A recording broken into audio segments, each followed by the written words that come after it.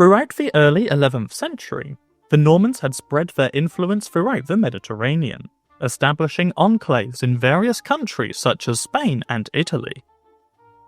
During their travels, they gained military influence throughout Europe by way of offering mercenary military service, assisting both the Lombards and the Byzantines in southern Italy and Sicily. Later, these Norman mercenaries had grown in power sufficiently enough to seize land for themselves in these regions, further establishing various Norman dynasties such as the Hautevils throughout Europe. We tend to associate the various Norman-controlled areas within Europe and the Mediterranean as one single empire under one banner. But by the time of Hastings in 1066, these breakaway Norman regions were now fully autonomous and no longer under the reign of William Duke of Normandy. Firstly, this Italo-Norman Knight begins by wearing his undertunic. This is a padded garment similar to a gambeson, and has long sleeves which sometimes lace up around the wrists. This is put on in preparation for the mail, which will be worn next. The dense weave of the tunic helps protect against the abrasive nature of the hauberk's metal rings. As discussed in previous videos, there is a severe lack of evidence of thick padded garments like gambesons, since no extant examples survive and the contemporary artwork suggests slim silhouettes of knights and warriors with no sign of padding being worn. Also, the artwork does show hints of multiple tunics being worn, which suggests a layered approach to protect the wearer, rather than a thick quilted material like gambeson. Next, the knight wears his mail hauberk. This is a particularly high-end example of what 11th century mail-making craftsmanship could achieve. The rings are 6 mm internal diameter, and each one is riveted to the next, which makes it much stronger than buttered mail. The hauberk has been oil blackened by the use of boiled linseed oil, which is then heated and then burnt onto the metal surface, creating a matte black layer.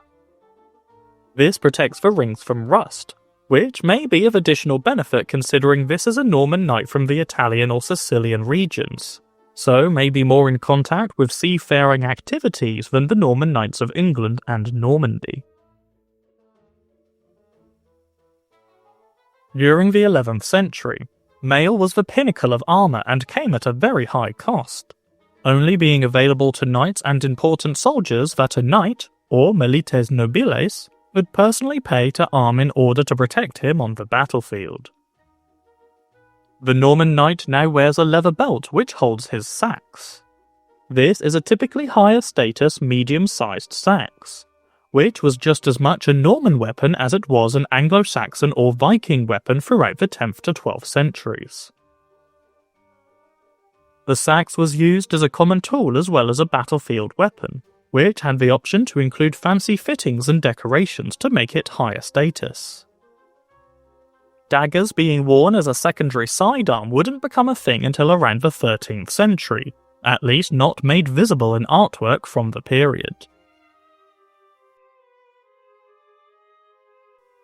The hauberk features an integrated coif and a mail ventail which acts as a face guard for the lower half of the face. The ventail is attached to the wearer by the use of small brass hooks connected to the side of the head. Then a lace is tied around the back of the neck to hold the mail close to the throat. The mail coif appears to be an invention of the 11th century, and they would continue to be used right into the early 1300s until they were replaced by the bassinets with integrated aventails attached to the helmets. However, bassinets with mail aventails were worn mainly by knights and men-at-arms, and other soldiers would continue using mail armour like this right throughout the 1300s. Despite being of Viking heritage, the Normans were Christianized in 911 AD following the siege of the Frankish city of Chartres, and the diplomatic agreement that followed, which formally recognized the Normans with their newly awarded land in northern France, which would become known as Normandy. The knight is given his sword. It is worn with a scabbard and belt. Throughout the 11th century, swords were considered a very knightly weapon, and boasted a certain level of status. Swords weren't particularly useful against mail, However, the vast majority of soldiers on a typical 11th century battlefield would not be armoured, so a sword would prove to be an effective chopping weapon to hack limbs and cause significant and likely fatal lacerations to opponents. Next, the knight wears his helmet. This beautifully crafted helmet is called a Phrygian nasal helm, and was made by myself. I had made a video showing the full process of making this helmet, but now that I have much better footage, I will be remaking this video in much higher quality. This helmet would have been very expensive in the 11th century, and considering both the fine sword and the high-end mail hauberk that the knight is also wearing, he would have indeed been a very wealthy nobleman to own these items. The first Phrygian helmets appeared during the Greek periods, and seem to have been especially popular with the Thracians. During the Roman period, they seem to have largely died out, but then suddenly appear again featured in contemporary artwork during the 11th and 12th centuries, particularly common in Spain and around the Mediterranean. We do not know exactly how they achieved this brass finish, as no surviving examples exist, and the artwork is suggestive at best. There is evidence for heating the metal surface of the helmet, then using a metal brush with brass bristles, brushing over the heated helmet which made the brass attach to the metal surface and then cool down. Then the helmet would be finely polished to give it a shiny golden finish. Finally, the Italo-Norman Knight is handed his axe. This is a large two-handed weapon with a crescent-shaped axe head. Importantly, this is not a Dane axe.